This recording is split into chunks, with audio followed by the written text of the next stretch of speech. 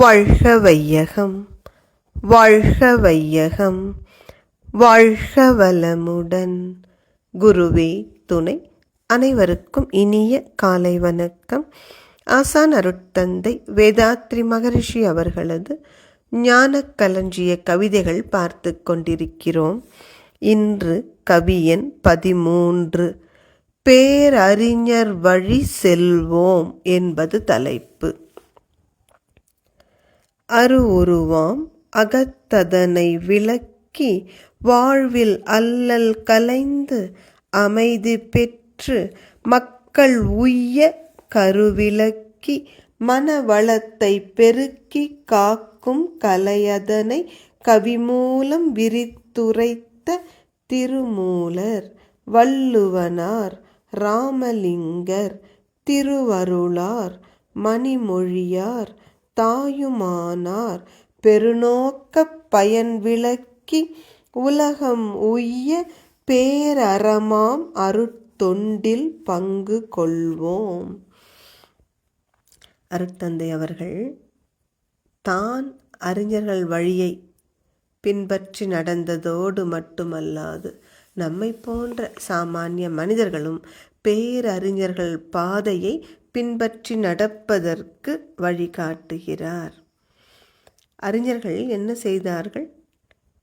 அரூபமான இறைநிலையை, நம் ஒவ்வொருவரது அகமாக நிறைந்திருக்கின்ற அந்த பூரண பொருளை விளக்கி அதன் மூலம் நம் வாழ்வில் உள்ள துன்பங்களை எல்லாம் கலைந்து அமைதி பெற்று நாம் மகிழ்ச்சியோடும் மன நிறைவோடும் வாழ நம் உயிரை விளக்கி கூறி நம்முடைய மன வளத்தை பெருக்கி காக்கின்ற அற்புதமான கலையை கவி மூலம் தந்தார்கள் என நேரடியாக அவர்களது சமகாலத்து மக்களுக்கு விளக்கி சொல்லியிருப்பார்கள்.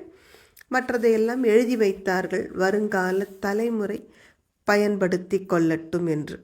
அப்படி நமக்கு எண்ணற்ற அறிஞர்கள் உண்டு. திருமூலர், தெய்வப்புலவர் திருவள்ளுவர், அருட்ஜோதி ராமலிங்க வள்ளல் பெருமானார், தாயுமானவ சுவாமிகள், இப்படி திருவருளை விளக்கிய அருளாளர்கள்,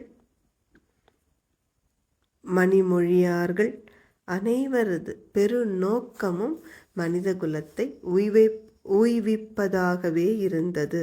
அந்த பெருநோக்க பயனை நாம் விளக்கி கூறி இந்த உலகம் உய்வு பெறுவதற்கு அந்த பேரறமான அருட்தொண்டில் நம்மை நாம் ஈடுபடுத்தி கொள்வோம்.